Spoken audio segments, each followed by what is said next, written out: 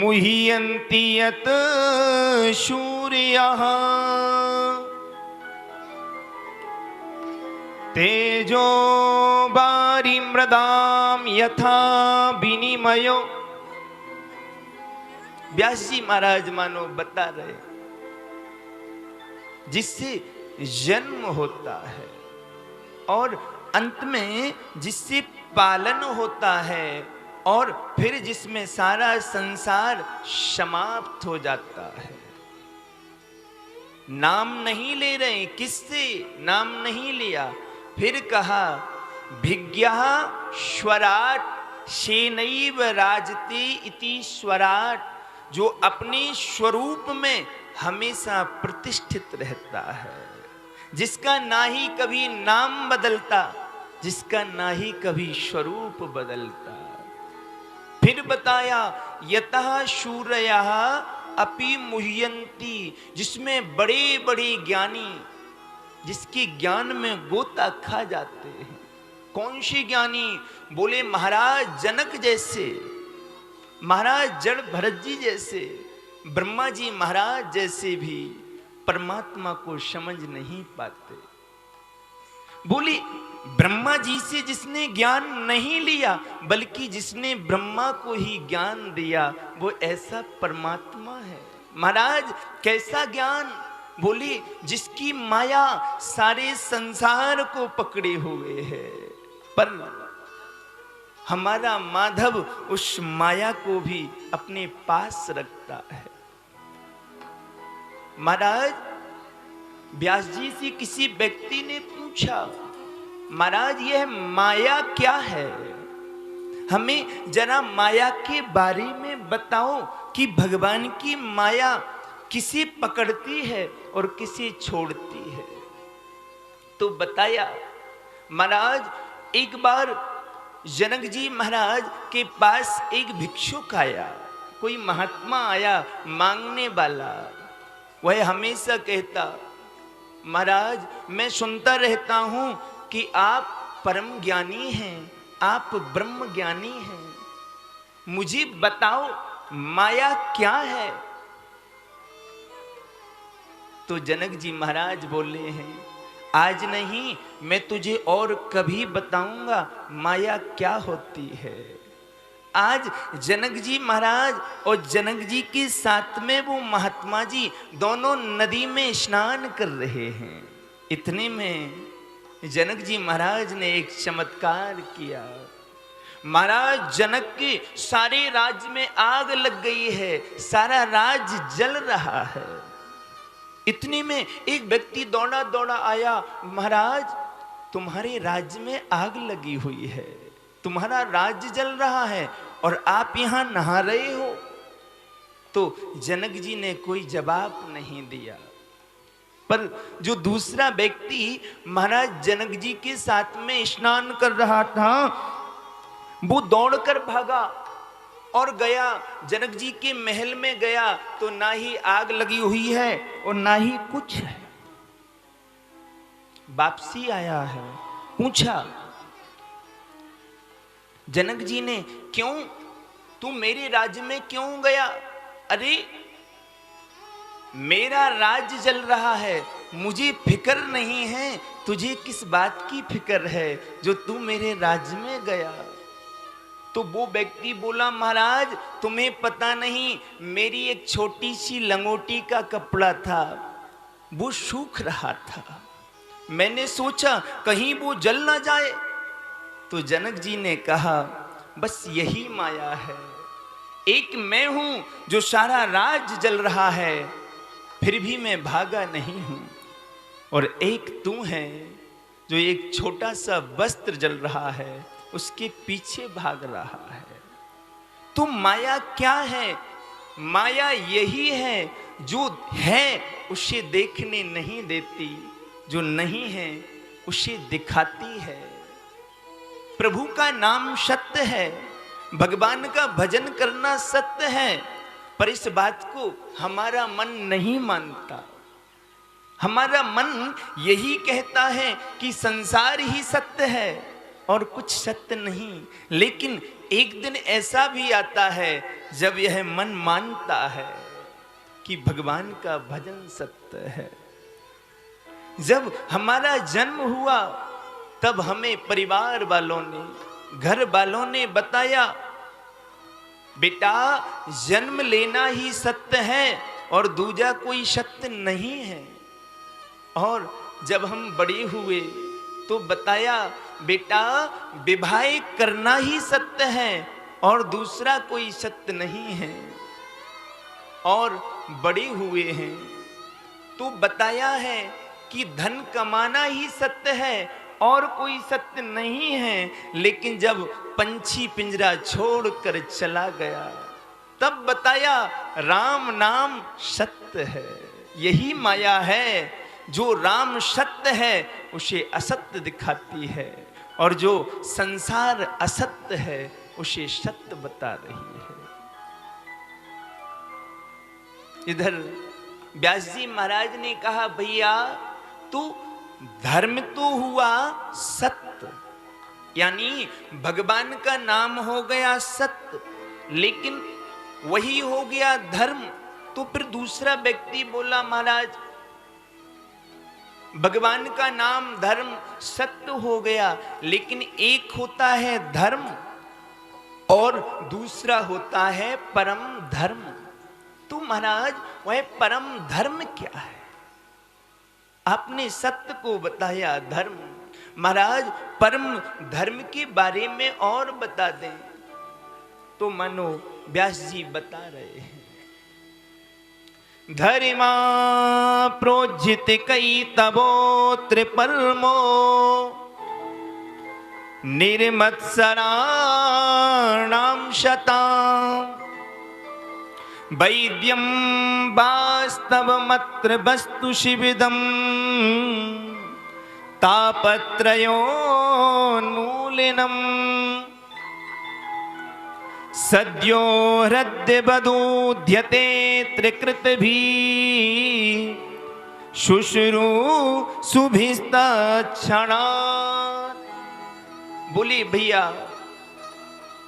परम धर्म वह है जिसके पास जाते ही हमारे मन में से सारी तकलीफें मिट जाती हैं। हमारे मन को जहां आराम मिल जाए वही परम धर्म है। तो अभी हम यहाँ पर धर्म नहीं कर रहे हैं, यहाँ पर हम परम धर्म कर रहे हैं। क्यों? धर्म तो भगवान का नाम है जिसे सत्य कहा है। लेकिन भागवत की कथा सुनने हम आ गए तो समझो यह हम परम धर्म कर रहे हैं। यही परम धर्म है जो हमारे हृदय की अशांति को मिटा दे, हमारे मन को जो आराम दे दे, वही परम धर्म है। आगे व्यास जी से किसी ने पूछा, महाराज भागवत जी की उत्पत्ति कैसे हुई है? तो बताया, निगम कल्पितरोर्गलितं फलम शुक मुखाद अमृता द्रव संयुतम पिबत भागवतम रश्यमालयम मुहुरहो रसिका भुवि भावुका। बोले भैया वेद रूपी कल्प वृक्ष का पका हुआ फल ही यह भागवत कथा है। याद रखो, अगर आपने 17 पुराणों की कथा सुन ली लेकिन भागवत नहीं सुनी है तो समझो पुराणों का फल तुम्हारे पास नहीं आया। पुराणों का फल है भागवत जी को सुनना। आगे फिर सूत जी महाराज से शौनकादि ऋषियों ने 6 प्रश्न किए हैं। महाराज पहला प्रश्न हमारा यह है कि मानव मात्र का कल्याण कैसे होगा। दूसरा प्रश्न महाराज, हम आखिर ऐसे कौन से देवता की पूजा करें जिसकी पूजा करने से सभी देवताओं की पूजा हो जाती हो। महाराज तीसरा प्रश्न हमारा यह है, अगर भगवान अजन्मा है तो वो जन्म क्यों लेते हैं? महाराज चौथा प्रश्न हमारा है, अगर भगवान अनामी हैं तो कोई उन्हें राम कहता है, कोई उन्हें श्याम कहता है, ऐसा क्यों? और महाराज हमारा जो अंतिम प्रश्न है वह यह है कि जब भगवान ने इस भूमि को छोड़ा है तो जो धर्म है, धर्म कहां गया होगा? वो तो वैसे ही विकलांग है, 3 पैर धर्म के कट चुके हैं, एक ही पैर पर वो खड़ा है। धर्म तो बड़ा दुखी हो गया होगा। धर्म की कौन रक्षा कर रहा है महाराज इस कलयुग में? यह हमारा अंतिम प्रश्न है। तो सूत जी महाराज ने कहा, हे ऋषियों, मैं तुम्हारे प्रश्नों के उत्तर देने के पूर्व ही अपने गुरुदेव को वंदन कर लूं। उसके बाद मैं जो जानता हूं, जो मैंने गुरुओं से सीखा है, वह मैं तुम्हें बता दूंगा। यम प्रव्रजंत मनुपेति मपेति कृत्यम द्वैपायनो विरह कातर्या जुहावा पुत्रेति तन्मयतया तरेवोऽभिनेदो तं सर्वभूतं मुनिमानतोऽस्मि।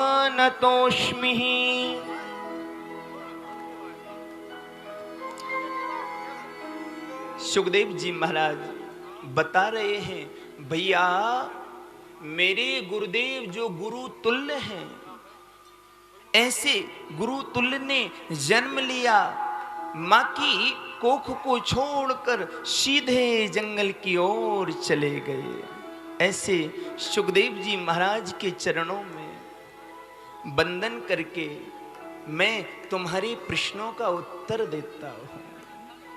तो सूत जी महाराज बता रहे, तुम्हारा पहला प्रश्न है कि प्राणी मात्र का कल्याण कैसे होगा? तो कल्याण मात्र छोटे से शब्द में ही छुपा है। जहां हमारे मन को आराम मिल जाए, जहां हमारा मन विश्राम पाले, समझो वहीं से हमारा कल्याण होना प्रारंभ हो जाता है। अब वो स्थान हमें देखना है कि हमारे मन को आराम कहाँ मिलता है। जहां पर एक बार मन को आराम मिले उस जगह को कभी छोड़ो मत, यही कल्याण का मार्ग है।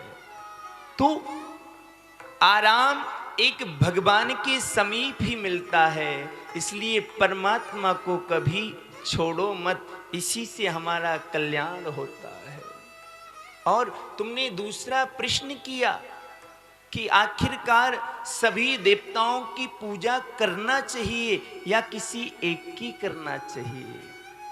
तो इसमें मैं इतना ही कहूंगा, वंदन सभी का करो, किसी भी देवता का अपमान मत करो, सबका सम्मान करो, पर हृदय में किसी एक को रखो। अगर हृदय में अनेक बैठे होंगे तो भी खटपट चलती रहेगी, तो भी आपका भजन में मन नहीं लग सकता, क्योंकि कभी मन कहेगा काली माता का भजन करो, जल्दी प्रसन्न हो जाएंगी, वो प्रसन्न नहीं हुई तो फिर हनुमान जी का भजन करो।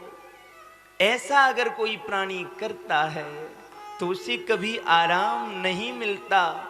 क्यों? ऐसा कौन करता है? ऐसा एक बंदर करता है जो कभी एक डाली पर नहीं बैठता, इस डाली से उस डाली पर छलांग लगाता रहता है। तो शास्त्रों का कहना यही है कि मन को आराम एक भगवान के पास ही मिलता है, और अगर एक परमात्मा को हृदय में रख लिया तो समझो सारे देवी देवता हमसे प्रसन्न हो जाते हैं। और एक भगवान को हम नहीं मानते, भगवान को छोड़कर अनेक देवताओं की पूजा करते हैं, तब तक हमारे मन में यही भ्रम रहेगा कि हमसे कोई देवता छूट रहा है। एके साधे सब सधे, सब साधे सध जा। तो उस एक की साधना करना हमारा धर्म है। एक को पकड़ लो, समझो सबको पकड़ लिया, और एक को छोड़ा तो समझो सब छूट गए। एक में ही सारा संसार समाया है। विवेकानंद जी महाराज ने बहुत ज्ञान पाया, पर फिर भी विवेकानंद जी के मन से अशांति नहीं मिटी है, मन में दुख बना ही रहा है। तो मानो आज रामकृष्ण परमहंस जो विवेकानंद जी के गुरु हैं, वो एक मूर्तिकार के पास अपने शिष्य को ले गए हैं। विवेकानंद जी को ले जाकर मूर्तिकार से पूछा, क्यों भैया तू यह मूर्ति किसकी बना रहा है? उसका चित्र तो तेरे पास है ही नहीं, वह तो तेरे पास है ही नहीं, ना वो दिखाई देता, फिर तू मूर्ति कैसे बना रहा है? तो उस व्यक्ति ने कहा, महाराज जैसे हमारा मन कहता है मैं वैसे ही मूर्ति बनाता जाता हूँ, जैसे जैसे मेरा मन बोलता है मैं वैसे ही मूर्ति बना देता हूँ। उसी समय विवेकानंद जी बोल पड़े, बस गुरुदेव मैं समझ गया, आप मुझे बताना चाहते हैं कि वो एक में अनेक है और अनेक में वो एक